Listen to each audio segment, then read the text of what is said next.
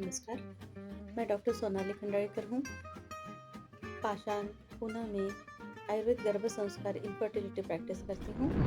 गर्मी है, बहुत पेशेंट बोलते हैं जी घबराता है, थकावट लग रही है, डॉक्टर अब क्या करें?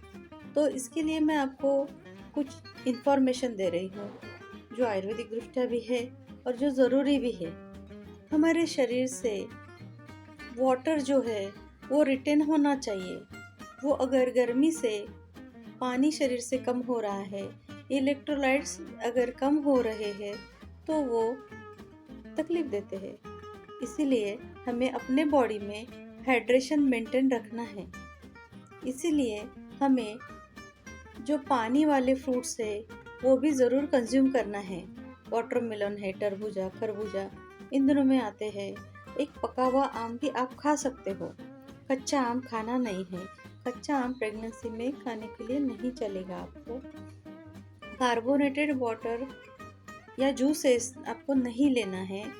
आपको फ्रेश जूसेस ही लेना है। कोकम शरबत, नींबू शरबत आप ले सकते हो। इससे आपका हाइड्रेशन मेंटेन रहेगा।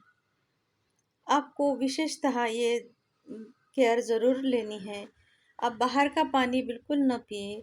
बाहर का खाना भी नहीं है कुछ स्पाइसी, मसालेदार, तला हुआ चीज़ें ये नहीं खाना है, क्योंकि उससे भी आपका पित्त बढ़ने वाला है। और पहले गर्मी है बाहर, तो शरीर में भी हार्मोनल इम्बैलेंस भी होता है। प्रेगनेंसी में हार्मोन्स उतने सही नहीं रहते। आपका डाइजेशन भी वीक रहता है। आपकी थोड़ी इम्यूनिटी भी कम होती है। तो इसमें हो सकता है कि आप अगर बाहर का खाओगे या कंटामिनेटेड फूड खाओगे, अगर बासा भी कभी फूड खाओगे तो भी कंटामिनेशन आपको हो सकता है। इसलिए इन्फेक्शन ना हो, आपके इलेक्ट्रोलाइट्स बॉडी में बैलेंस रहे, ग्लूकोज बैलेंस रहे, इसके लिए आपको केयर लेना बहुत ज़रूरी है। इसीलिए गर्मी में 1 बजे से 5 बजे तक के टाइम में घर से बाहर न निकले। खुद को प्रोटेक्ट करके रखें। थोड़ा आराम कर सकते हो। योग निद्रा भी दोपहर में कर सकते हो। विश्रांति लेना भी ज़रूरी ही है। इस टाइम में शीतली शीतकारी प्राणायाम ज़रूर करें।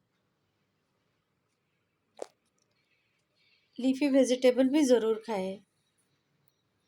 इससे पाचन तंत्र भी इम्प्रूव होगा। पेट में कॉन्स्टिपेशन नहीं रहना चाहिए, लेकिन इसके लिए हमें कुछ भी लैक्सेटिव नहीं लेना है। हमें नेचुरल चीज़ों से ही पेट साफ रखना है। जैसे कि हम लीफी वेजिटेबल लेते हैं, फाइबर रिच डाइट लेते हैं, उससे भी पेट साफ होता है। ये बातें बहुत ज़रूरी है। 2 से 3 चम्मच घी खाने में ज़रूर लें। ये भी बहुत ज़रूरी चीज़ है। खुद की इम्यूनिटी बढ़ा के रखें। खुद की इम्यूनिटी अच्छी रखें। प्राणायाम ज़रूर करें। दीर्घ श्वसन, अनुलोम विलोम प्राणायाम बहुत ज़रूरी है। ये आप ज़रूर करें। और हाइड्रेशन अच्छे से मेंटेन रखें। इलेक्ट्रोलाइट्स अगर बैलेंस है तो आपको थकान नहीं लगेगी। आप दाड़िम यानी पोमोग्रेनेट आप रोज़ एक खा सकते हो। ये पित्तशामक फल है। खजूर आप डेट्स भी खा सकते हो। 2 से 3 खजूर भी आप खा सकते हो। काले मनुके, अंगूर ये भी आप इन दिनों में खा सकते हो। Thank you.